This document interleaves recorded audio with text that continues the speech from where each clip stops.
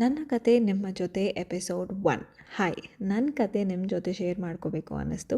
ಇನ್ಸ್ಟಾಗ್ರಾಮಲ್ಲಿ ನೀವು ನೋಡೋದು ಮೇಕಪ್, ಸಾರಿ, ಬಿಸ್ನೆಸ್, ಬಟ್ ಇವೆಲ್ಲ ಸ್ಟಾರ್ಟ್ ಆಗೋ ಮುಂಚೆ ನನ್ನ ಲೈಫ್ ತುಂಬ ಸಿಂಪಲ್ ಆಗಿತ್ತು. ನಾವು ಮನೆಯಲ್ಲಿ 4 ಜನ, ಅಮ್ಮ, ಅಪ್ಪ, ನಮ್ಮ ಅಣ್ಣ ಮತ್ತು ನಾನು.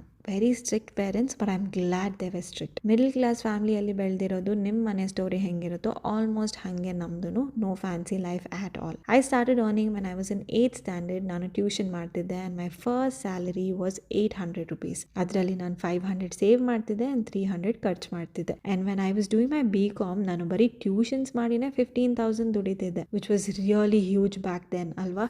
10,000 use to go for savings and 5,000 ನಾನು ಸ್ಪೆಂಡ್ ಮಾಡ್ತಿದ್ದೆ.